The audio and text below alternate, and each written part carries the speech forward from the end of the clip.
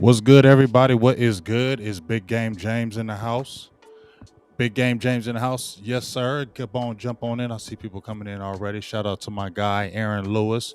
Shout out to KMT. Hey, ho, African Lost Season. What's good with you? How you doing? Said, damn you, Aaron. Yes, sir. We got a good little guest on here today. We've been talking. We basically, I checked out some of his stuff. He said he been checking out some of my stuff. My guy brought me to you, the Ninja. Happy birthday to my dog, the Ninja. Special birthday shout out to you for my dog. But he came at me and said, "Hey man, you need to holler at my dog, LP Cruz. I think y'all really will have a good show together. I like what he brings to the table." I said, "Hell yeah, let's do it."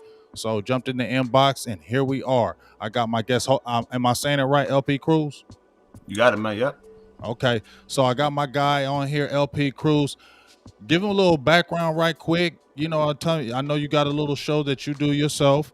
So some more people can find out about what you do, what podcast you do, YouTube, whatever. Let people know so they can learn about you right now before we jump into some Cowboys football. Yeah, absolutely. So I'm actually everywhere pretty much now, man. So I actually write for the leaguewinners.com. So shout out to Thomas and all those guys. I got my own YouTube channel, which is primarily Cowboys content, Stonehall Sports, where I just cover the Cowboys just like y'all do, man. I guess it's more like cinematic. It's not as, hip and live as y'all do it. But so at Stonehall Sports, we just talk about everything Cowboys related.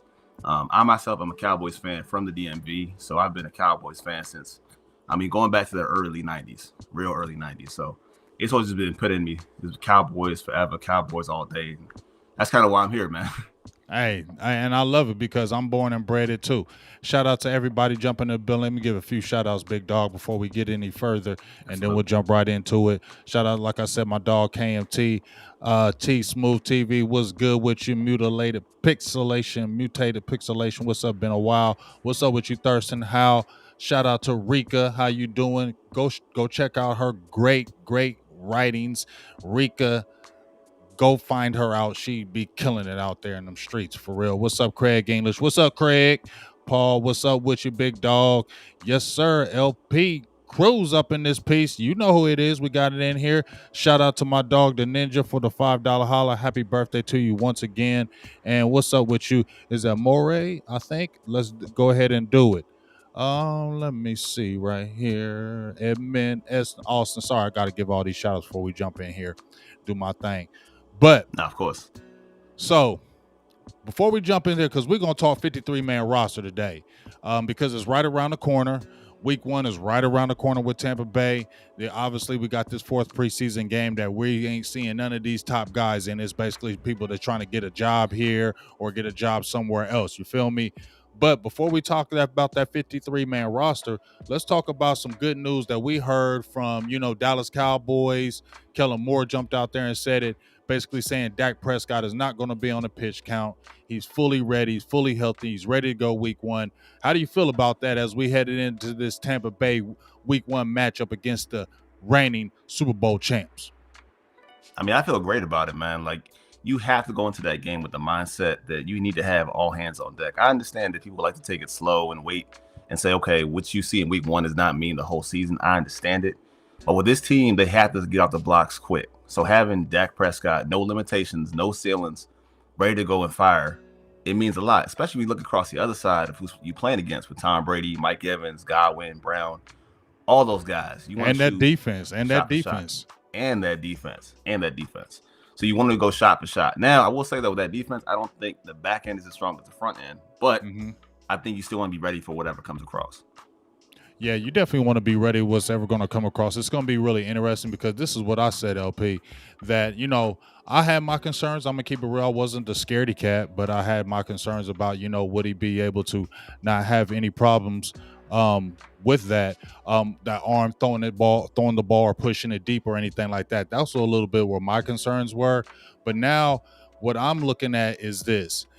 Do you have any concerns with Dak as a whole being rusty? Because people said, well, he didn't play in preseason the years prior, but he also wasn't coming back from a major surgery with the ankle. He also wasn't coming back from a shoulder injury. So he's coming back from 2 injuries with no time since almost last year. Does that have you a little bit concerned heading into this big matchup week 1? And maybe because I'm optimistic, no, I don't. And the reason why for that is like with Dak Prescott, we know how much he puts into his craft, the hours, the time spent. If he's not on the field, he's still in his books. Like he's got his head in the books nonstop working. Even if he can't throw, let's say okay, Dak, you can't go out and throw. You know Dak is in his backyard somewhere dropping back, pretending to hold the football in his hand to throw. He's always going to study hard, be ready, be prepared. So I don't worry about it. What you see week one, like I said, but everybody's rusty. Like you think about preseason, like does everybody play? No. You got guys that haven't played a one snap. Look at Zeke Elliott.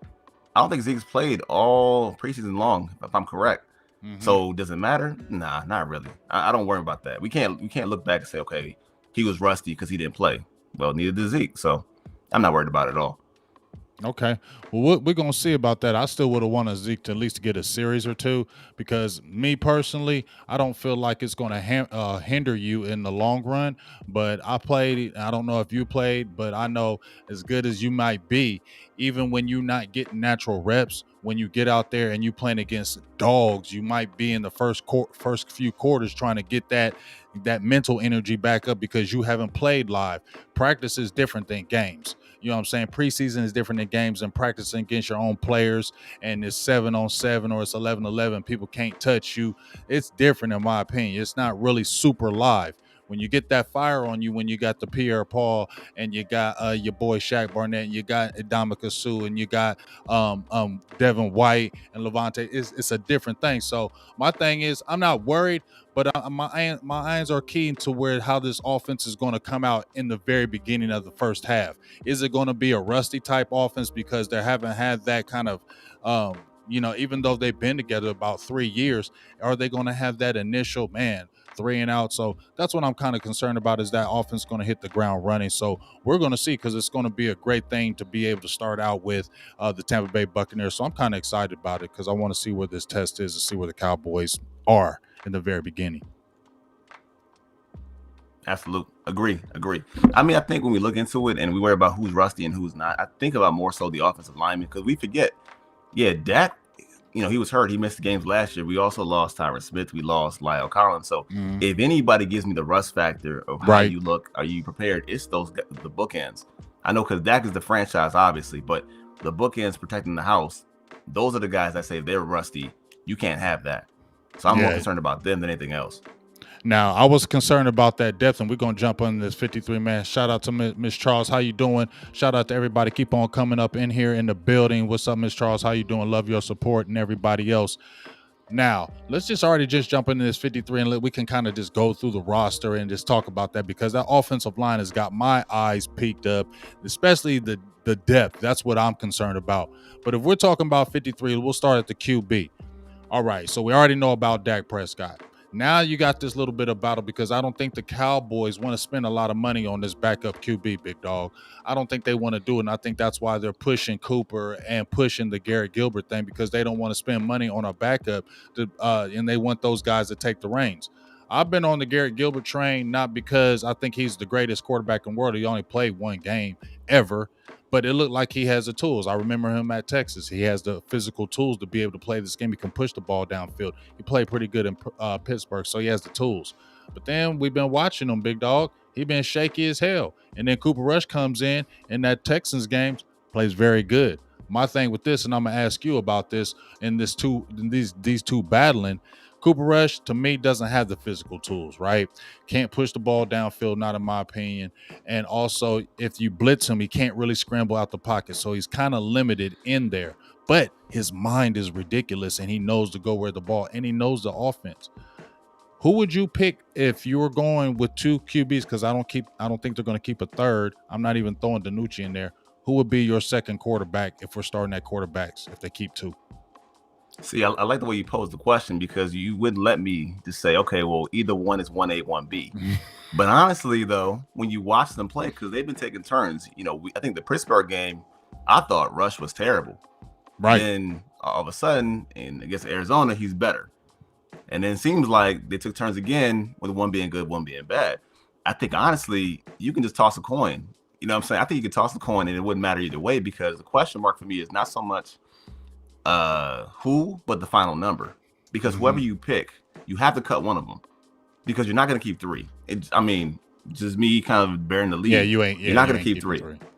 You can't. So I think it's two. It's Dak and whoever you choose between Rush and another guy, Gilbert. So depending on what you decide to do with that, DiNucci's gone. Like Yeah, he's we ain't out. talking. Yeah, we ain't even talking about no DiNucci. He's But who gone. would you take though? I'm gonna say you can I give know me it'd be a Coop. coin flip, but who would you take right now as the backup? Give me Coop, and only because he's been around the guys for so long. He has prior experience. I know he went out to New York. He was gone for a little bit, and I understand that. But he does seem to understand where to go with the football. He does seem to understand what are the strengths and weaknesses of the supporting cast around him. He's been here longer.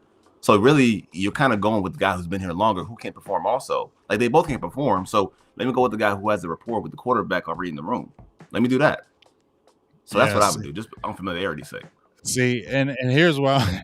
Here's why I'm battling LP, because I'm like I feel what you're saying because he's been there. He knows that offense. He's familiar with the guys. You could see how familiar he was when he was taking the snaps. Okay, but it's just like my worry, and I would probably lean toward Coop just because of the mind. But my worry is this, LP, that pass rush. Okay, it's all good in that preseason, but that pass rush, dog. And here's the thing: we can say, "Oh, we got CD Lamb and Cooper and Gallup." Don't matter if you can't get that ball to them. And if they send a heavy rush or blitzes because they're gonna look at Cooper rush, okay, you got them weapons, but can you get the ball to him? Let's put pressure on you and let's see if you can get that ball to him that quick. Because he doesn't throw a strong ball, that ball does sail. So that's an easy catchable ball from a defense. It's not like he's throwing lasers in there. You feel me? So the mind is telling me, LP, Coop. My heart is saying Gilbert. Yeah, but see, that's because you're a little bit more familiar with him than I am. You know what I'm saying? But as a whole, I think everybody has more ties to Rush because we've seen him more times, right? Like if you said, like you said yourself, Gilbert played one game only. Right, It was a good game, right? So by the recency bias, I gotta give you the tip of the cap. I said, okay, well, the last time I've seen him play in the game against Pittsburgh, who by the way was undefeated in that game, it already looks good for him. Like it benefits him to look good based on comparison to what we've seen so far. However, the history of what I've seen with Cooper all the way throughout, meaning the consistency, the time spent, it's just like, man, I know what the other guy could do. I don't know how bad he could be. With this guy, I know how bad you could be, but I know that you can actually run my offense. So because I'm comfortable, I'm going to go with Rush. But I see what you're saying. I see why you would do it. I just feel comfortable, man. And that's hard to say, man. That's why I say that they're 50-50 really, but I'm taking the one that I know versus the one that I don't, if that makes sense. It definitely makes sense, and I can feel where you're coming with that, and I like that analogy. And it would be a coin flip, but I think the Cowboys, if we're looking at what the Cowboys would do, I think they would err to what you're saying, and what I'm saying as well is what we're talking about, the experience. Rush been here, and he's familiar with that offense, so I feel like they would feel more comfortable if Dak went down with somebody who's not going to be skittish, somebody can get the ball where it needs to, and maybe his warts or limitations doesn't show in a week, a 1 or 2 game kind of thing if Dak were to ever go down. So we're going to go with Dak and Cooper Rush for the quarterbacks. Let's jump at running back.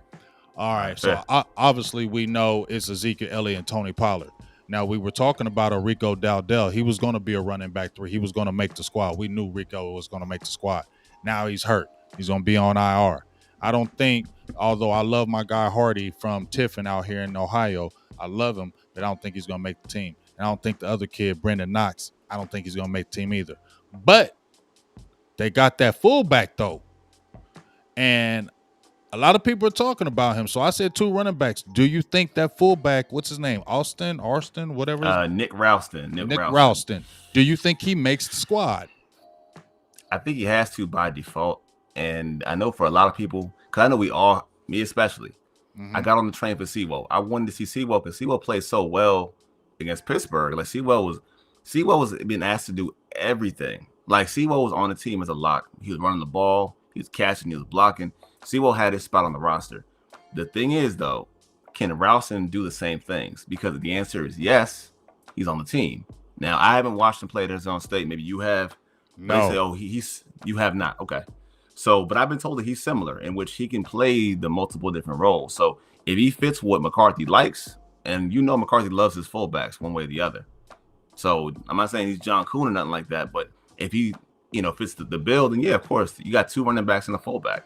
And maybe he's a fullback / running back. So yeah, I say he's in for sure.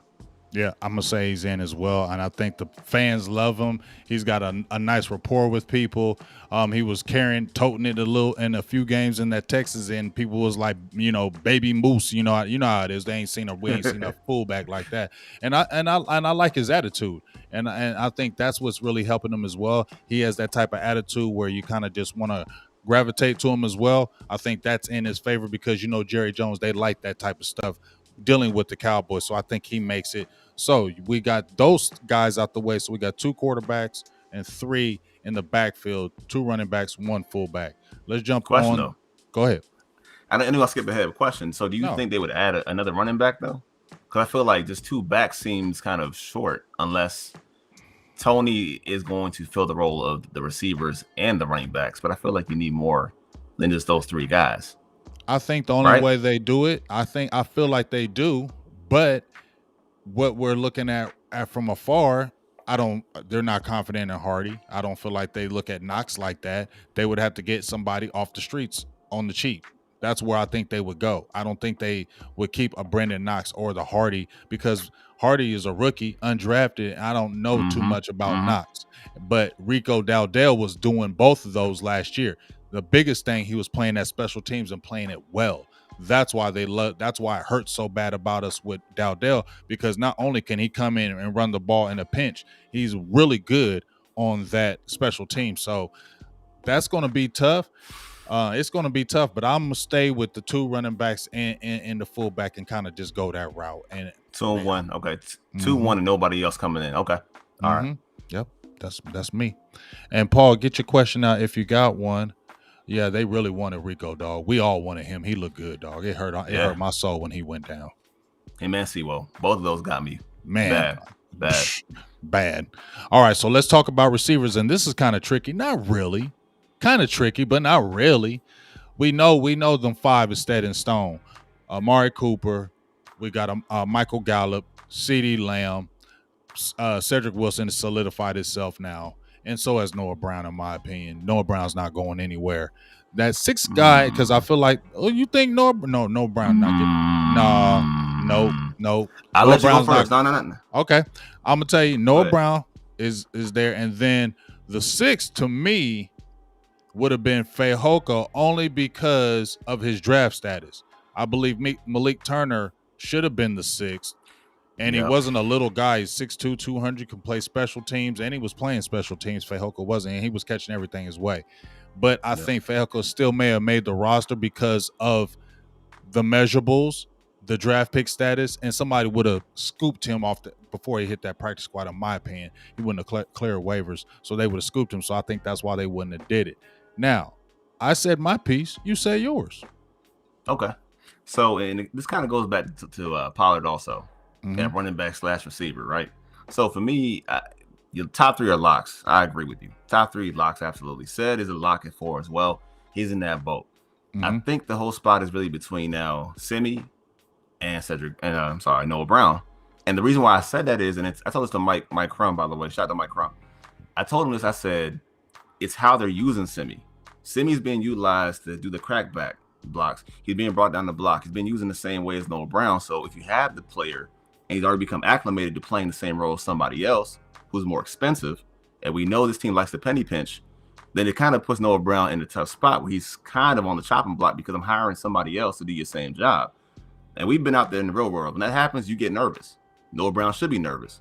Although he does have things as far as catching the ball in traffic. He's tough. He's gritty. I like what he does. However, And he plays special teams. and he does. And I agree. But I feel like you could always coach that into somebody else in the semi.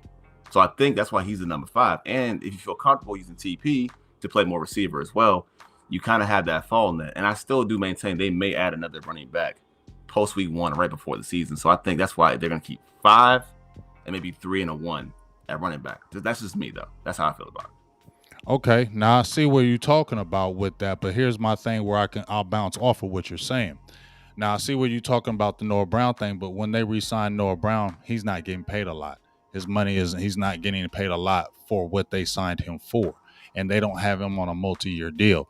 And here's my thing: when Noah Brown was not getting any kind of receiving, any kind of tick because they were just putting him as a blocking receiver, sliding him inside, they still kept him. When we saw him last year, we finally got to see them use him as a receiver. Now we got to see him as a receiver, and we just saw this past game against the Texans. He was making tough catches, very tough catches in traffic, and he's got really good size. But I think the key is reason why he stays on the roster is because the Cowboys, Bones Fossil, they value special teams. And Cedric Wilson and Noah Brown are very good in special teams. They are very good. And they can play multiple things in the special teams game. When I see Fehoko, I don't see him playing special teams. I don't see him giving that tick. So if they're going to have him on that roster, he's only doing one thing. Is he ever going to see the field? No, not in my opinion. Not when you got those top guys there where you can see a Noah Brown. You can slide him in there during the game. You can slide a Cedric Wilson, but you're not going to slide a Fehoko unless there's major injuries across the board. He's not going to touch the field. So that's why I feel like he'll be the sixth. I feel like they're going to keep six. He'll be the sixth because of that draft. Because as I said before, Malik Turner had the elbow injury, but he was definitely outplaying him. But, draft status to me with the Cowboys, they'll keep that because how much Stephen Jones loves those draft picks. So he's a stash. He's a stash. And by the way, well said, man. Checkmate. Well said.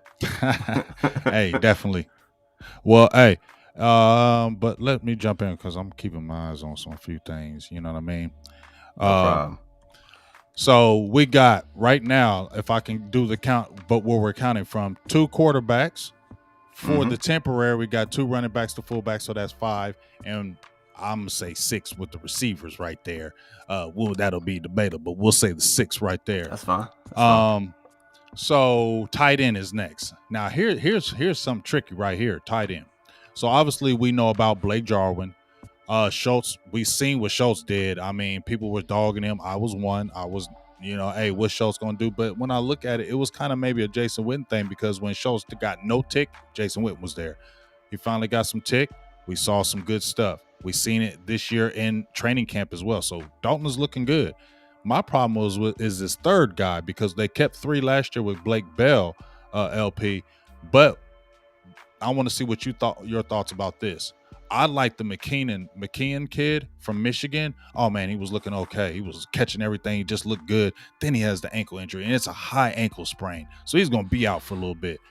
Jeremy Sprinkle, if they were to keep 3, which I feel like they are because he's going to have to be a blocker, he would be my third guy, Jeremy Sprinkle, because he looks like he's the one that's getting the most action. Kind of what's your thoughts on that situation with the tight end? How do you feel about that? Yeah. And I mean, I hate to disappoint, but I don't disagree with you at all. Like, I had him pegged the exact same way. I had McKeon ahead of Sprinkle. And I think Sprinkle has nice physical tools and talents. Even as a pass catcher, he's just mentally inconsistent. But McKeon was outdoing him in every department as far as being a better blocker, being a more reliable threat. And I actually picked him to be a standout in many games during the preseason. I thought he would actually do a lot to prove himself. He gets hurt. So by default, you have to kind of go with the veteran at tight end 3 with Sprinkle, which is not a bad fallback either. Because like I said, he's got experience as a tight end too. So if you go 3, I'm cool with that. And I would say 3 tight ends, not 4, 3. Yeah, definitely 3, not 4. There's no reason for you to do that. And Sprinkle's got some really big size too. I seen him in the blocking. He need to get a little better because there was some guys that was kind of handling him a little on the one-on-one, so he's got a little buckled down on that. But I would say definitely that the 3 tight ends in that effect. Now we're gonna jump on this offensive line, dog, because that right there, that's the scary part right now. Let's keep it all. Well, at least on my end, that's a little bit of the scary part. We know the starters. You got Biadish, Connor Williams, Zach Martin, Tyron Smith, La'el Collins, and we hoping that there ain't no issues. La'el Collins, he didn't play all last year. I think he still need to get his legs up under him. He gave up a rush sack against the Texans. But hold on 1 second, my thing kind of went down right quick.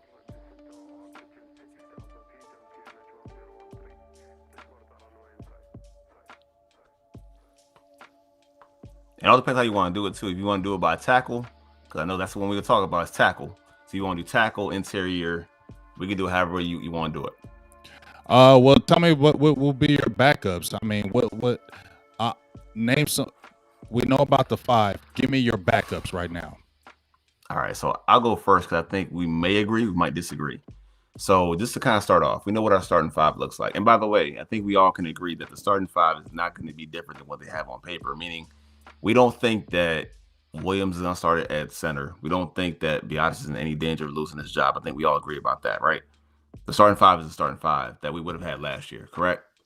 All right. Hmm. So it's all about who the backup tackle is. And swing tackle is the first job we got to talk about. So for the first job, I would say is I think Terrence Steele has done enough to be the swing tackle. Like I think he's done a good enough job in preseason to be the swing tackle. I don't think Inseki was doing it well. I think really in reality it should be first is Terrence Steele as your swing tackle. As your backups, that would be Connor McGovern. That makes 7 linemen.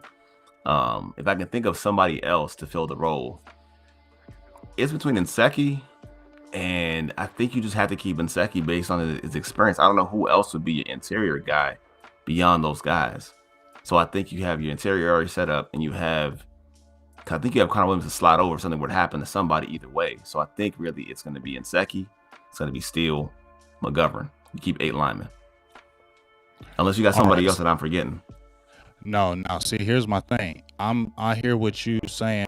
Definitely Connor McGovern. I don't like the Terrence Steele, but we will roll with him, and I know they're going to keep him.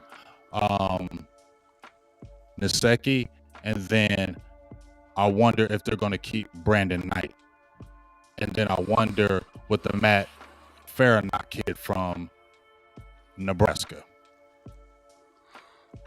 and I then don't know if those guys done enough. That's my fear.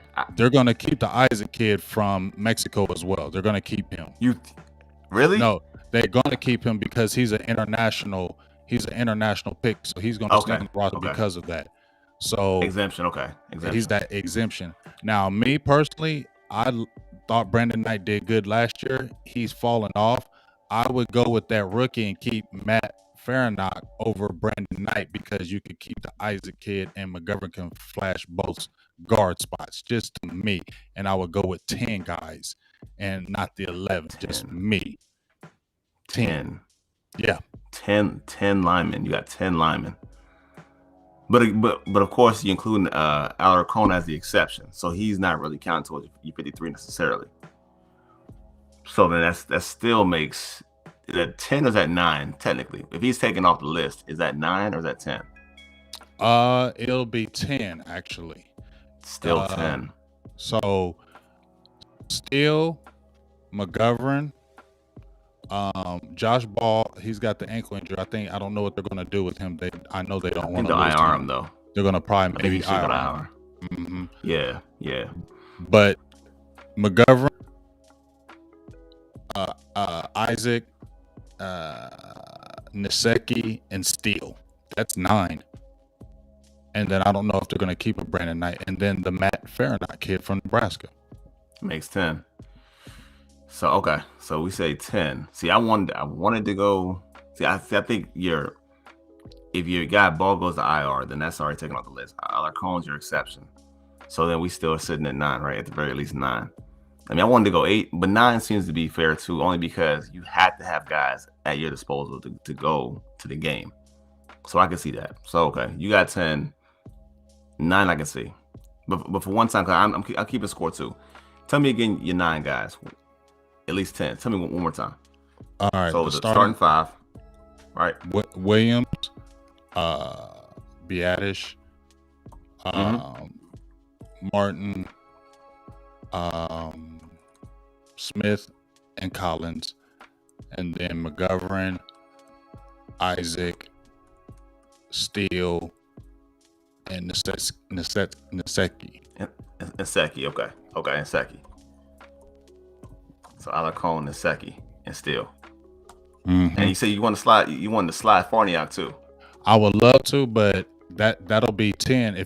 I would like to keep Matt. That would be 10 because I think they like keeping linemen. So 9 to 10 linemen is what I think they'll try to at least keep. Because I don't have no confidence in Steele or Naseki. Connor McGovern's my only one I feel good about. Matt Farrakhan, if they keep him, he's a rookie, and Brandon Knight, they're sliding in at guard, and he's given up the most pressures on the team. Most pressures right now at 8 pressures, giving up like 2 sacks. He's just not looking good right now. Yeah. Yeah, and I could definitely see it. Like I said, I think Rika might have pointed out. So, hey, man, I'm new to this live thing, man. With the comments coming in, it's like, so I'm seeing Rika from Moving the Chain shot to her saying that so Alacon would not count if he goes to the practice squad either way. So I guess we agree. Then we have 8. So then we have the starting 5, McGovern, Alarcon as an exception still, and then we have our other boy and Seki. So that makes 8. Yeah, but they're gonna probably keep Brandon Knight or Matt Fahrenheit because I don't think they want to Okay. give up that rookie. Okay, that makes sense. Okay, I got you. I got you. Mm-hmm. All right. So I can see 9. So you can talk me into 9. So we got 9 right there. That went a lot smoother than I thought. So less friction there. All right, so we did the offensive line right there. Okay, be careful. My internet's acting a little funny, so apologize Oh, if you're it is. good.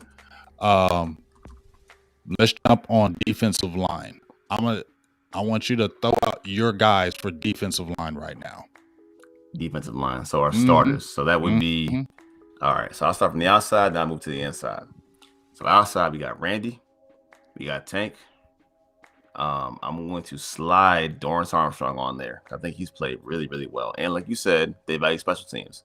So that makes 3 on the edge on the outside.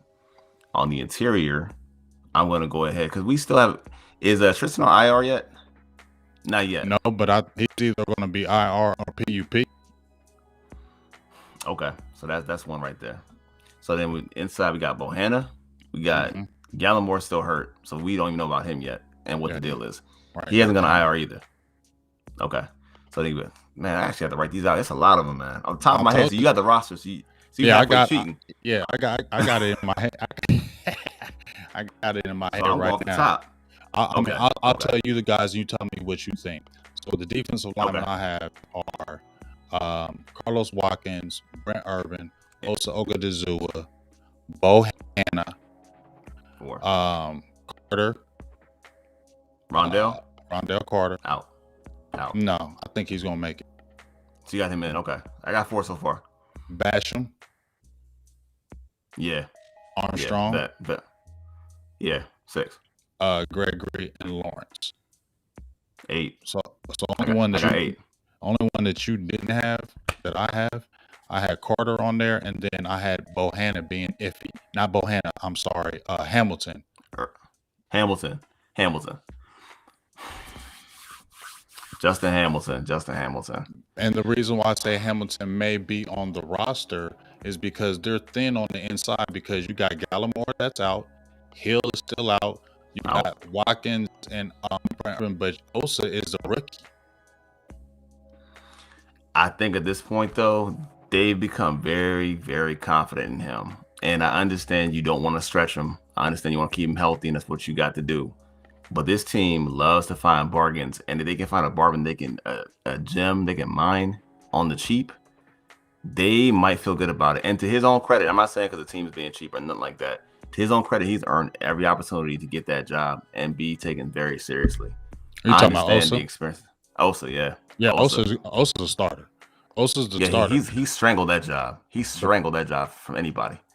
Problem is with me, my problem is that Tristan Hill is still hurt, because if he wasn't hurt, it would help this team so much right now. If Tristan Hill was not hurt, it would be so good for this team because they could slide. He's a second-year player. They can slide both of those guys, man. You could start a Osa and then bring a Tristan Hill right behind him. But Tristan Hill being hurt is what is throwing up the lineup to me, and Gallimore being out. I think now let me ask you this question though, because I think my big problem has always been this, and this is why we keep talking about guys like Jarrell Casey, we keep talking about guys like Geno Atkins, is that they're really falling short of having that 3-tech guy. And no matter who you got, you're gonna have a problem with the 3-tech spot. So whether if it is Neville Gallimore, who I don't think is a natural 3-tech, same for Tristan Hill, if been asked to do so, that's really the problem area, I think, is that 3-tech. So really, depending on who you bring there at 1 or 3. That's kind of the problem, though, is that you're thin at the 3-tech spot. Like, they're very thin there, but there's no one there as a false save necessarily. Like, they don't have a true guy to do it besides him right now. That's my concern. Like, that's my area of concern. That's my area of concern because we were so good on that three tech with Gallimore there with Osa, and then you could flex both of those guys. Gallimore getting hurt everything because Tristan Hill is still not back from injury. Because Tristan Hill should really help this, and I don't know if it's because of I've heard other things. I don't want to speculate, but him being out right now is not really helping the team. It's really hurting the team because you could really flex those two really nice because it wasn't like Tristan Hill was playing terrible before he got hurt. So that's why I said Justin Hamilton may creep on the squad just because they're light now. Because you got a Carlos Watkins, you got a Brent Urban, and you can slide Watkins in playing three tech, and they like him, but I like Osa is more of the impact guy in my opinion, but he's gonna need breathers. You feel me? He's gonna need rest, Mm-hmm. and he's still a rookie. So that's where my little concern is. That little part, big dog. That part right there is where my little worry is, right that middle. Because I have no worries with Osa. You feel me? I think Mm-hmm. he Right. could be a star, dog. He could really be a star. And then what you know what else, LP? A lot of people been talking about in the chat is Chauncey Golston. Now here's my thing with Ghost. I thought Ghost would be better on the inside. A lot of other people saying, "Oh, he could do it. He's more Outside. like the DeMarcus Lawrence clone." Okay, I can see that, but we need him right now too because I think he could play both sides. He could definitely slide inside, and if Mm-hmm. he was healthy, then you'd be like, "Well, we good right now. We ain't got to be tripping." But him being hurt too, that's where the little not nervousness, but you're relying on some young people and some kind of maybe guys that are okay in the middle. You know what I'm saying? Mm-hmm. Where you don't Mm-hmm. have like a Geno Atkins, you feel me? Who he went to Seattle and he didn't get signed. I wonder what's going on, but I don't know, big dog. That's my little worry right there. Well, okay. Let me turn tables on you a little bit. So I All got right, two all right, questions. all Two right, all questions. right, all right. My first question is this concern we have about the three tech spot. Is that why you wanted to slide Rondell Carter on the team? Because I looked at Rondell, I was like, okay, you can play both. You can play outside and Yes, inside. So yes, if that's the reason why, then I can see why you're doing it. Now, yes. let me ask you this question though, and this is a X and O's question. And for those listening out there, man, I myself did not play football, so I'm deferring to James on this one. All right, Mm-hmm. tell me, is there a way you can do your fronts? I think the answer to this is yes anyway. But is there a way this team can change up their front looks so that you don't have to have that need for that guy necessarily or that body type? Can I slide my fronts over? Can I rearrange it to where I can compensate without having that guy? And for how long do you think it's possible? Honestly, the only time you can really do that, in my opinion, I mean, when they're spreading you out and you're doing a passing game, then you don't need that big guy in that middle. Then you can slide the Rondell Carters. Then you can slide like a chance. Then you Osa is becomes real premium because he can pass rush you now. You feel what I mean? You don't need that big body. And a lot of teams are playing more 11 personnel, 3 or 4 wide. So they're going to be spreading you out and going to play more nickel anyway. So you're not going to have a lot of them big boys in that middle all the time early. But when you do have them, and when at the end of the game, that's why they got the Bohanna and they got the Brent Urbans because third, fourth quarter, when teams start wearing down, they always would attack Dallas in the middle, and Dallas would be suspect in that middle. And that's one of the reasons why they got Bohanna in there. But yeah, you can definitely move those guys around. But that's the reason why I like that point that you brought up. That's the reason why I say Rondell Carter makes the roster this time because he was sliding inside last year. They played him at defensive end, but they liked him to be able to slide inside too because I think he was like 275, 279 pounds. He lost weight. So I think they like his versatility, and they paid him a lot of money last year to be on as a free agent, and then he left and he came back. So I think they want to Mhm. see that through with him, and they don't want to cut him again. I think that's why he makes the roster. Oh, one guy. Because I'm seeing them in the chat box. Go ahead. Azur Kamara. Thoughts on him? Just overall thoughts on Azur Kamara. I like Kamara. I've been screaming his name from the here to the Himalayas since kind of the end of last year. I love the long arms. His get off is super crazy coming off the edge, but there's too much. They're going to have to practice squad him. He's not going to be on that regular squad. Where would he ever play? You know what I'm saying? Where would he Nowhere. play? He's not going to play anywhere. Specialist. He's not going to get any kind of tick. He's not going to get any kind of work. But I would love to see what they could do with him. But he's a practice squad guy. I wonder if somebody else is looking at him like, man, we see that too. So hopefully nobody would take him with that. That's what I think about Kamara. I really like him, but I just don't think he would. There's nowhere for him to play on this roster. Same. All right, now I got a quick question from my dog Tyrone Church. Shout out for the $5 holla. Really appreciate you. Um, yeah, I don't know why somebody blocked my girl Rika. Don't be blocking my girl Rika. I'm gonna have to find her in here. Try to get back in here, Rika. So I'll make sure I try to check that. But PJ Hall, they said they picked up my guy Tyrone Church says, how do you feel about DJ defensive tackle PJ Hall on the practice squad? I don't care about practice squad. Practice squad is cool. I need these guys on this active roster. You feel me? Because we're gonna need that good rotation in that game. It's been looking good as far as that rotation, but you need them big bodies that third and fourth quarter when teams try to run that ball on you later on in the game and try to wear you down. So PJ Hall, I seen a few highlights of him. Practice squad is cool, but I would think like a Hamilton could slide in there because he has familiar with the defense as well. Just kind of my thoughts. Actually, I don't know who he is, so you got it, man. Yeah, but let's jump into these linebackers, big dog. All right. So capping it off though, we have 90 linemen, right? 9D linemen. That's 90 yep, linemen. 9D linemen because I'm counting because I'm gonna keep Hamilton off here, but I'm gonna keep Rondell Carter. So we're gonna have 9 on that. 9. Hold on. Okay. So hot linebackers a hot topic right now. How many linebackers are you keeping? Man, I like so many of them.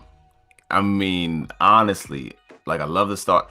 Like, okay, let's just throw it out there because I know everyone talks about Jalen Smith. That's always the attention seeker, but and I'm not dogging Jalen Smith, but he's on the team, so he's in, right? So we got LVE, we got Jalen, we got Micah, Locks, Keanu's in for me, Jabril Cox is in for me.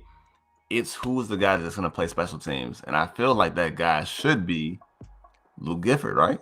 Mm-hmm. So Lou Gifford. So I got 6, and I think for the most part, every guy can play similar spots, like they're almost interchangeable. And when you play a defense, for the most part, you play in that nickel.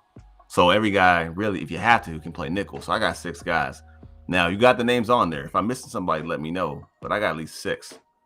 Yeah, see, here's the thing. There's my sticky thing with that 6. I would go 6 because I feel like you need that depth, and it would be Neal, it would be Parsons, it would be Cox, it would be LVE, it would be Jalen Smith, and then I like Gifford because Gifford was injured prior it was his rookie, he was injured. Last year so he had a little, and he got popped for the PED, was out like 4 games, but he still was having a little bit of injury issues. But from what I've seen this year, he hasn't been like, I'm not going to say super impressive, but he hasn't looked bad. You feel me? Mm-hmm. And when I listen to Cox, he says he really likes listening to Gifford. Gifford gets him a lot of knowledge. So, and he plays special teams like you said, LP. So I like Gifford. I don't want to lose Gifford. I want to keep 6 linebackers. I don't know if they go with just the 5 because I mean the 5 that you have are pretty good. As far as the rotation right there. I would love for them to keep Gifford, but I could see them cutting him. If we looked at all the roster where you could see if you were trimming the fat from my 53, it was 3 guys that was left there. And Gifford was the one that was kind of hanging around. You know what I mean? He was the guy he was the iffy guy. So I could see them cutting him, but I wouldn't be mad if they definitely kept him because I think he offers. I agree. And I think everybody else, they just don't have a role for the team. So I'm going with 6 now. Just to backtrack, though, here are the numbers. We have 2 quarterbacks, 3 running backs, or 2 running backs, 1 fullback, 6 receivers, 3 tight ends, 5 linemen. 9 linemen, 9 D linemen, 6 linebackers. So doing the math real quick, that's what? 2, 5, 11, 14, 23, 32, and 38. So we're at 38 right now, right? 38. Okay. 38. And shout out to my guy Tyrone for the $5 holla. Really appreciate you. I'll ask you this before we go any further. I already know my answer to this, but I'm gonna ask you. We can ask, how about linebacker Francis Bernard over Gifford? Me, I'm still taking Gifford over Bernard. What about you? Same. And I really haven't seen enough. I think they like him and what he could be, but again, it's about roles and fits on the team. And I can't stash him on a scholarship because he hasn't shown more than the next guy who has a rapport with the young guy that you invested in with a 4th round pick. So, I like Francis, but nah, he's off for me. Yeah, I just like Gifford better, and I like Gifford's size. He's a legit 6'3". He's sideline to sideline. He's good, and he can play in the passing game as well. And that's what I like about him. He can play in the run game. He can play in the passing game. He can play special teams for you. That's why I would want to keep Gifford if they could. So I'm definitely keeping Gifford over Bernard if I had a choice with that.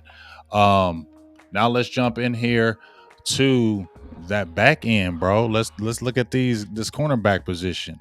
I'm gonna name it off my guys off the top of my head, and then All let's right. see how you feel about it. I like Diggs number one. I love some Diggs, but I think these are going to be the starters are going to be Anthony Brown and it's going to be Jordan Lewis. And then when we got our backups, we're talking about um, Kelvin Joseph, Nashawn Wright, and who else is it? What else? Nashawn Wright, Morris Kennedy, and C.J. Goodwin. That would be seven corners to me because they IR'd Reggie Robinson because I know why they won. They didn't want to lose him. So I got seven So that's corners roster. right there. I would say that. You got 7. Okay. So let me run this back one more time. So we have Diggs, Wright, Mm-hmm. Joseph, Brown. I feel like you didn't say a name, but okay, Who? hold on. Did you say Jordan Lewis? Yeah. You did? Okay, 5. 5, Yep. okay. And you said the special teamer and Kennedy. That makes 7. Good. Yep. Okay. And we're sitting at 38 right now. Mm-hmm.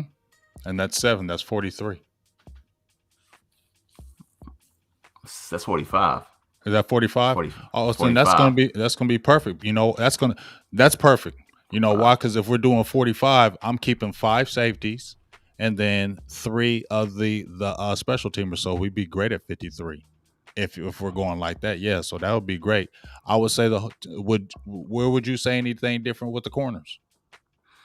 because I didn't count the way you did, but I've always had it in the back of my head that there was a competition between Lewis and Brown. I always felt that one of those guys was not going to make the team. They're making it. And so you think they're making without question, without Without question, question. because here's the thing. They just signed both of them. They signed Anthony Brown the year prior to a 3-4 year deal. He's making about 3.5, almost $4 million. They just re-upped Jordan Lewis this year. They're not going to re-up him just to cut him. And they gave him like about $3 million. And when I talked to Kyle Humans, shout out to Kyle Humans from DallasCowboys.com, and I feel him, the money. That's why Maurice Kennedy is not starting. We know who has played better in training camp. It's been Maurice Kennedy over Jordan Lewis. Mm-hmm. But Jordan Mm-hmm. Lewis just got re-signed, and he just got re-signed to a 3-4 year deal, and he's making $3 million. I don't care. I feel like that's how Dallas operates. So they're gonna start with Jordan Lewis. Now, this is what I do feel, LP, that maybe he doesn't have a long enough hook. So if he doesn't play good early, then I could see them maybe substituting Maurice Kennedy in that slot.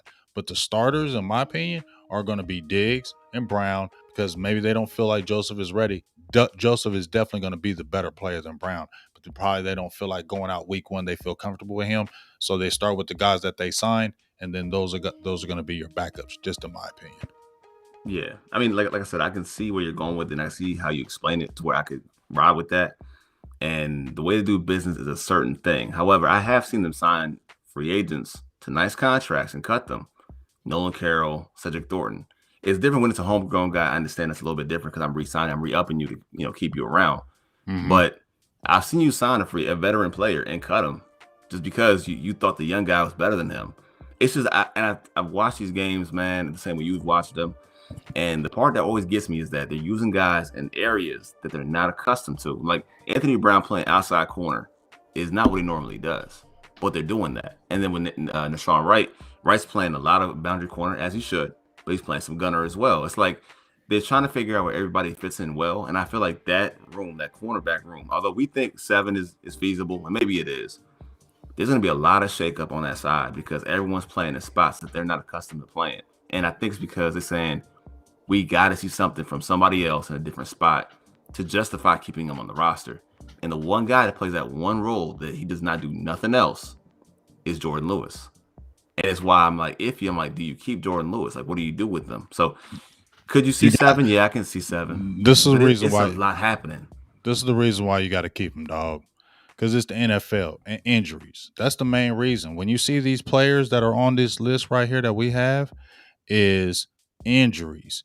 Because we saw last year that whole secondary was banged up. Jordan Lewis was on short term IR. Anthony Brown played with a punctured lung. He was on short term IR. And you can never have enough corners. You can never have enough corners. So that's the reason why. And like I said, they're not cutting nobody after they just After re-signed paying them. them, Yeah, they're paying them. not gonna. That's not how Dallas works. You got to see, to me, how the team operates. Once you keep on seeing how they operate, they just not gonna do those type of things. And like I said, you need depth. I would love to go in with Joseph and Nashawn, but are they really ready for a Tom Brady and a Mike Evans and a Goodwin and a Brown? Your boy Brown. I don't know if they ready for It's a that, lot dog. happening. That's a It's a lot lot. happening right now. So you got to bring them in slowly because they're going to be good. We see from afar they're going to be good, but you don't want to get them shell shock early. Bring them in a little bit slow, and then, like I said, if Anthony Brown's not playing in a few games, boom, then you slide them in. So I like bringing around these rookies slowly, but they're the future. These are the guys that are going to be the starters on the roster. We just Of got to course. give them a little bit of a time, just in my opinion. Nah, I mean, I'm with you on that. I think if anybody was to be cut at the vets we talked about, for me, it was probably Anthony Brown, only because, like I said, Kennedy can do his job, and Kennedy's done it really well. Like, if this really was about no money, no politics, none of that stuff, man, Kennedy Kennedy will has be that starting in job the on slot. lock.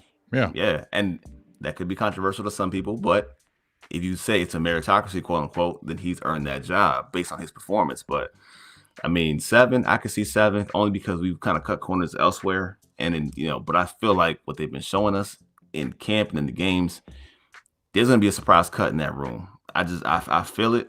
I feel it. I feel it. And we'll see what happens later on, though. We'll see what happens. I don't think ain't gonna be no surprise cutting out, in my opinion, because that just wouldn't be smart for them. Because you need that. You need injuries too much. It's the NFL, Pieces. dog. You need them. You need them players for injuries because injuries can happen at a drop of a dime. And if you're short staff on something else, you'll get torched. When they see a guy come in and he's not really ready, a veteran quarterback is going to attack him and really expose him. So you got to have some veteran guys who at least been around there. So you, like I said, you bring those other guys along slowly. Then if it's in midweek and they're performing, I mean mid-season, hey, let them go ahead and take them reins because now they've been able to see a little bit. They ain't seen nothing in the NFL, and they damn sure ain't seen Tom Brady yet. You feel me? Yeah, man. So All right, let's 7. let's yep. So we're gonna say 7. right. So that's 45 right there. So now here's my thing on these safeties. I got Hooker, obviously, DeMonte Casey, Donovan Wilson. You have to keep Izzy Mukamu. You have to. You cannot cut him. You have to. You won't keep get him back. Now here's the 5. I said now here's the tricky one right here.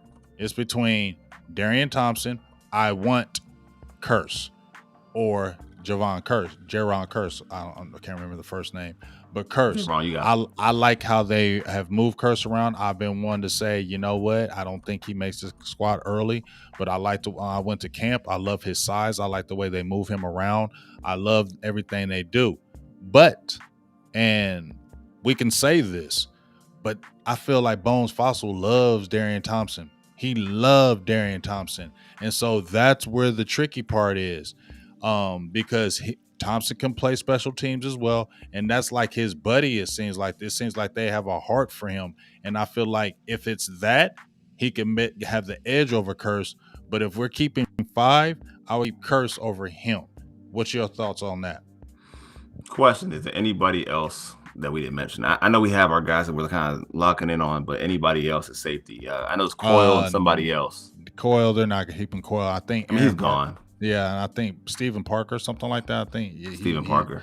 Yeah, he's Coyle's not making the team. Okay. I mean, I kind of let me think about this one for a sec. I am with you though. I do think I would prefer to have Curse on the team, and I think he can do the same job. I think he's a better safety also, and that's the added value of being a better safety. Like you said though, this coach seems to like his guys on special teams. It's just what they do. It's just what they believe. My thing is though, and we cannot underestimate the pull of this coach. This guy actually had LP Lattiser cut for his own long snapper. So I do think it's possible. And I mean, this is going to be the one where if they cut Curse, I'm going to be upset because you're losing a better safety for a better special teamer.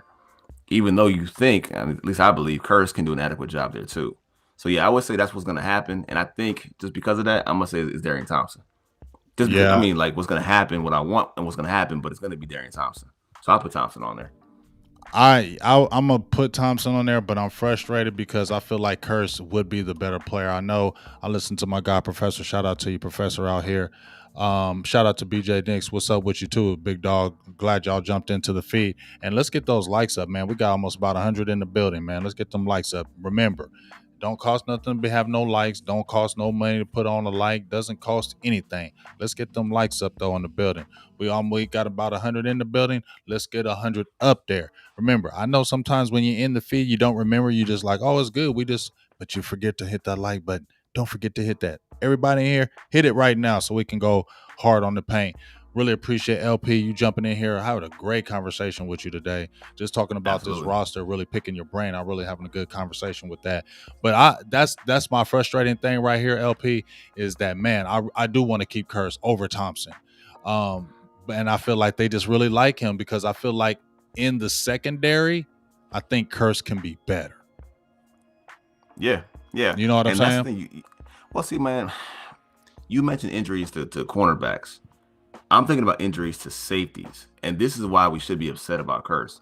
This is Right. why Malik Hooker has injury problems. Mm-hmm. KZ injury problems. Same thing with Donovan Wilson. Donovan Wilson is a hard hitter, and we love hard hitters, and everybody does. Like I said, if you never played football before, you can appreciate a guy that brings a wooden and hits hard. We all do. The Mm-hmm. downside is, I think Donovan Wilson is what 6 foot, maybe 212, 211. That's a lot of wear and tear on his body, so he could be also hurt as well.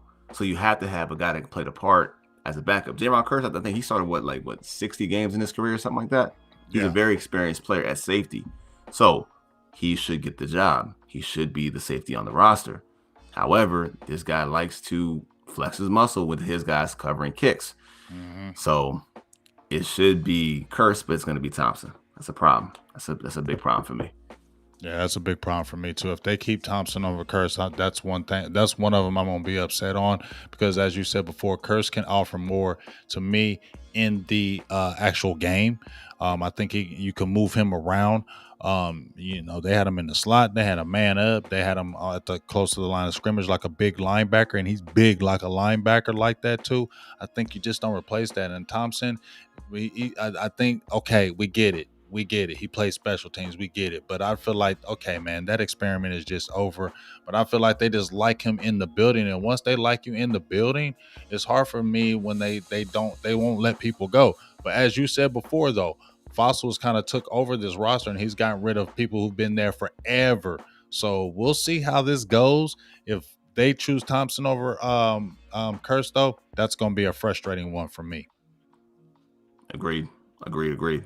I mean, but that's the thing too with this team, man. Just kind of speaking from a global sense, last year 2020 with COVID, they haven't really remade their roster the way they normally do. Like you bring in a new coach, things change over quickly. Last year was kind of almost a run it back type of season. So, I mean, I would want them to make those cuts and those moves, but again, comfort breeds the same habit. So I hope they go in a different direction there for sure.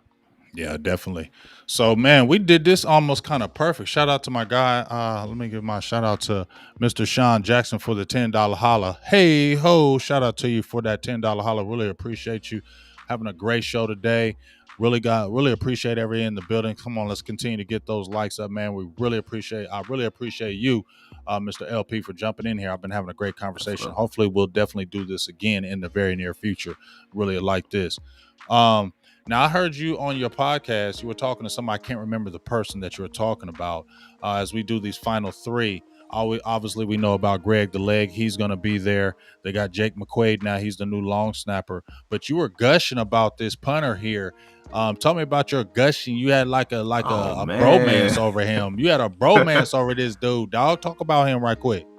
I mean, Brian Anger, man. Brian Anger. And the thing with us is people don't understand with the Cowboys is that the little things make all the difference. But when your team is doing good, you don't think about it as much until you really need one. Like I know last year, the team was bad in so many facets that we picked on everything. That included Chris Jones not getting punts off. Brian Anger sitting there kicking 60-yard punts. 60-yard punts. Like, think about that. Dude was backed up at his own 15-yard line to flip it back to the 20. Like that's a weapon we really need to have in the building. Like we needed to fix our punt team. And I actually like Niswander last year. I thought Niswander was okay. He was all right. But the fact that you got a guy that can flip the field with this special teams unit and this presumably this great defense that we might have with the pass rush, it makes all the difference, man. We need to have a punter who can, one, flip the field, two, pin teams back and let us get easy short drives and score points, man. Like last year, the team was losing in so many different areas that the punt game was killing them 45-yard punts, and hung on to a bad punter for like 6, 7, 8, 9 games until he finally hit IR, I believe, or then was cut. So no, of course, man, this punter man's gonna make a big difference for them. Hopefully, give him better fields and hopefully score more points and have better drives to start with. So for sure, man, Brian Anger, love it, love it, love it. And you know what they say? They say offense, defense, special teams. They don't just say offense, defense. They say offense, defense, special teams. Special teams is always ignored until it's terrible. You feel me? Nobody ever talks about special teams until it's terrible. Until it's like you having bad field position in kickoffs, bad field position in punting. You're not covering. People are getting too many long runs on you. Nobody ever talks about it until it's bad. So it was bad, but Fossil did get it up and get it together. And I like the way he was booming it because it is huge when you're on your own 20 or your 25, 30-yard line and you can boom one and put them on their own 15 and you're placing inside the 10-yard line. That is huge because now you're making them take it all the way down the field. And nobody ever talks about it until you shank a 15-yard punt and they're getting the ball right back at the 40-yard line and they're taking in the score and win the game. Nobody talks about it until then. You get what I mean? So I felt like definitely they need to stay on top of that. Hopefully Zerline is good with his leg. They got the one kid. He didn't even get to do nothing. They got rid of him just like that, and Greg the legs back. So we'll see how many that does. So man, we got the 53. If you want to rewind this, because I didn't put it up here, so rewind it and you can listen to what we talked about. And I really appreciate that. Let me get your thoughts before we head out of here, big dog, about Dan Quinn. We saw in this Texan game, Joe Witt actually called the game. He called a great game, man. He was sending that pressure. Game. Oh my God, he was sending that pressure on that third down. He was doing them timely blitzes. Like, what got me excited, LP, was them daggone blitzes were like on point. Like, how many times do we always see us blitz, right? And then the team gets all our people that we're sending, and the quarterback still gets time. And I'm like, dog, we're sending more than they can block, and they're still blocking us. You feel me? They run into the same person, that stunt run. It would just get frustrating. But when I was seeing Witt calling them blitzes, they were in there, and that quarterback wasn't having no time. I believe there's a stat where Dallas is blitzing like 46% on third downs. It's like third best in the NFL right now in the preseason. I believe I can't remember the team that was one of the highest, but that would have been one of the highest percentages last year. So what are your feelings on Dan Quinn, the new staff on the defense, the speed, the rookies? How you just feeling about that? It's you hit every single talking point, and it's everything, man. It's everything. So I'll come clean. So when they announced Dan Quinn, I was like, man, I don't know. And the reason why, and y'all can go pull through my tweets and find this out. I said when they fired Mike Nolan, I said, look, man, I want a guy that implores blitzes and pressure and just do it. Send blitzes. I pulled a stat that said the top 7 teams that blitz at the highest rate, meaning out of the plays that you run, let's say you run 10 plays, you blitz 6 times. That's 60%, right? So, 6 to 10 ratio. The top 5 teams that blitz the most actually found themselves in the playoffs. 4 out of those 5 teams were in the playoffs last year. So I said, okay, look, you have to create pressure. You have to create turnovers and put it on those quarterbacks' backs. You have to do it. So when he first came in, I was like, man, I don't know about this. Then I looked at it. I'm like, okay, this guy's winning a lot of blitzes now. I'm seeing some 3-4. They understand the way to win these games is there's no more bend and break. Go get them. And pressure. You got the guy. You got the chess piece. You got Michael Parsons now. Now you can heat him up from wherever you want on the field now. It's so much they can do with what they have, with the speed, the pressure. Even guys like Gregory, man, just having him back. Like, this defense has so much potential. Even Wright, and I love Wright a lot, man. Like I said, I didn't play football, but when I played on the street, because I'm a big dude, I'm about 6'4", 220 back in the day. I would play corner outside. I want to press, redirect, and make the quarterback hold the ball so that he can either get sacked or throw a terrible pass. They're putting all that stuff on the line right now, and I love what they're doing, man. I love this defense. This team got a great shot this year. Got a great shot if they remain healthy, for sure. Yeah, man. I, I'm be honest with you. We've been talking about the Kool-Aid for about 4 or 5 months, right? We've been talking about that Drink it up. Kool-Aid, right? We've been talking Drink about it that up, Kool-Aid, man. right? I'm trying not to drink the shit, dog. I'm trying not to I'm trying not. I'm be sipping. I'm sipping on a few things, but I think the thing that's getting me excited is that speed, Drink up. dog. Like that speed, like that's what keeps me going back to it. That's the thing that keeps me circling around this thing is that speed. The the speed from last year to this year is night and day, in my opinion. It's night and day, in my opinion. And then, like you said, Randy Gregory, he's had a whole full offseason. And you know what's made me feel good? You haven't even seen Tank Lawrence yet. We haven't seen him at all. And we like the way the defense is attacking now. You know what I mean? But we add a DeMarcus Lawrence in there who we haven't seen all season. He jumps in there now. Now you have a Osa Ogadazua, and he's next to DeMarcus Lawrence. You get what I mean? So, man, Randy Gregory, Osa, Bohanna, Michael Parsons. Now LVE becomes better because you got animals. Cox. Oh my God. Now, Cox done got me super excited now. Parsons done got me crazy excited. But one thing that the only knock on Cox to me, LP, was when I watched him, he had everything, but he just didn't want that contact, dog. He was always evading, getting out the way, not hitting these guys head on. But I'm seeing him stick his nose in all that trash. He is, oh my God. Cox could be something too. It's not, and the thing is, it's not just the speed. We all talk about speed though. It's the length and the size. Like your linebackers got size. Yes. When I got a guy 6'3" that runs sideline to sideline like that, can play passing lanes. We saw this, man. It was Michael Parsons picked up Chris Conley on a drag route. He was on his back quick.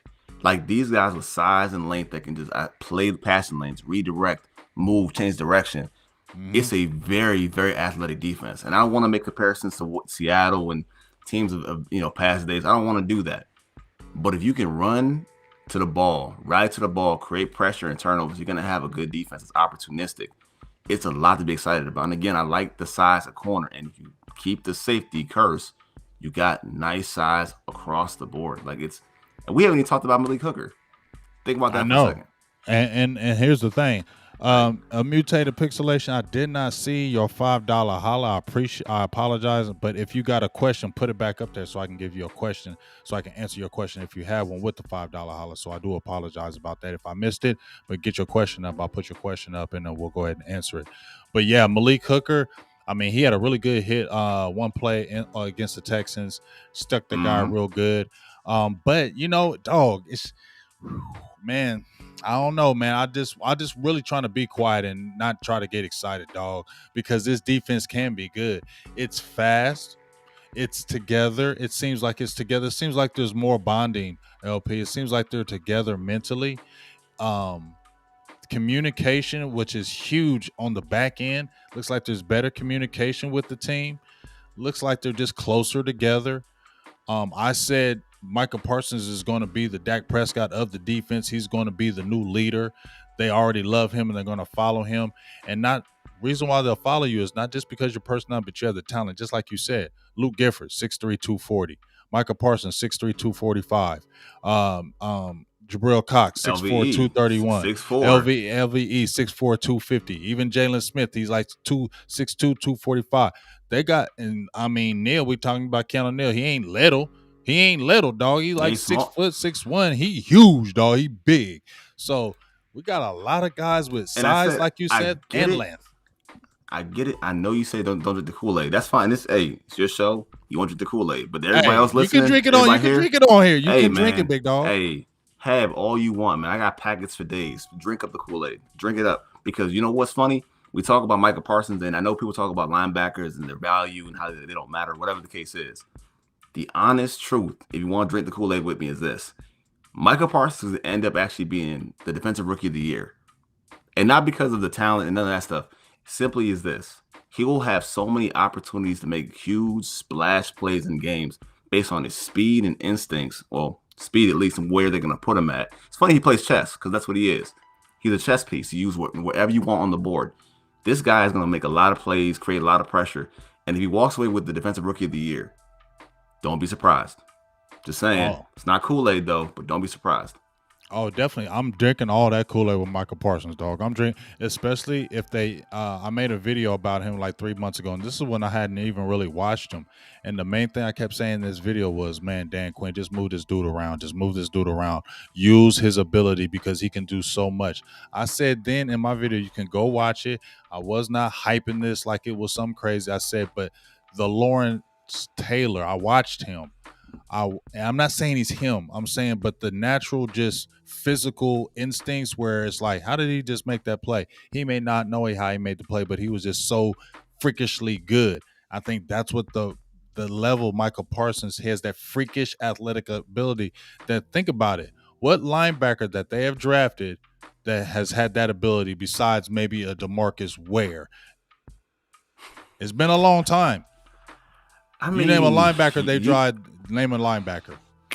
you go back. I'll say Dex. I mean, Coakley, maybe, That maybe was in the Coakley. '90s. No, ain't nobody had no ability like Recent the like that? Nah. 6'3", 245 running 4.4s, dog. Wayne Dallas ain't drafted somebody like that as a linebacker. And even when they got Jalen Smith pre-injury, he wasn't that.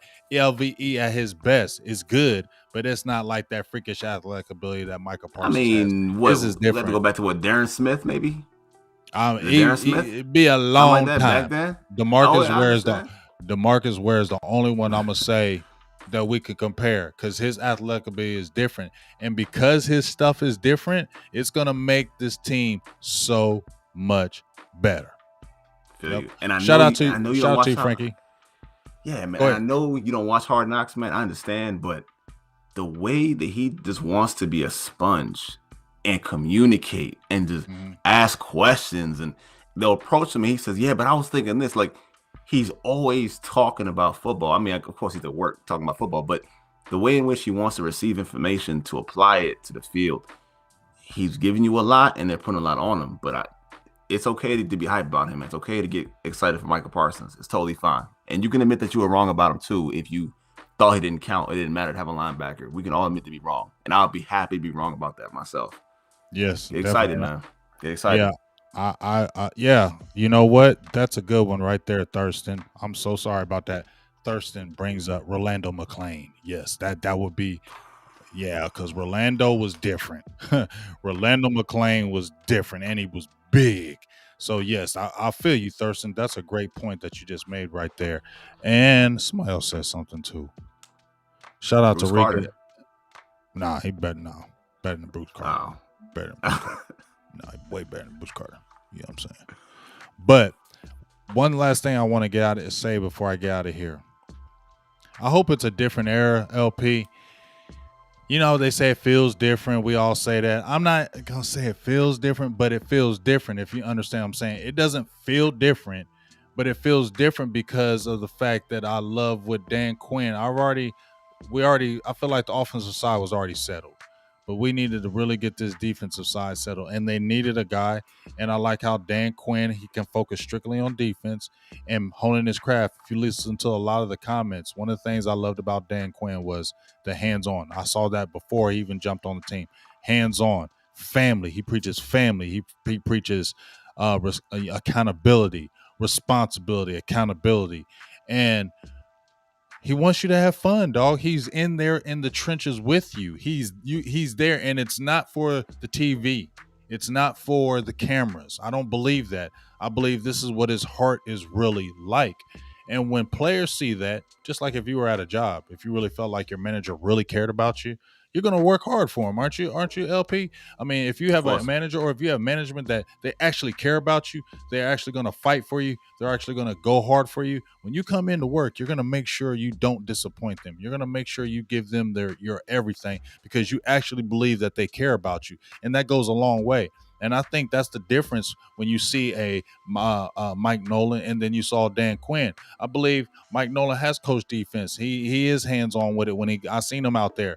But it's a difference when they care and they're actually with you. Like, I'm here with you in the trenches no matter what.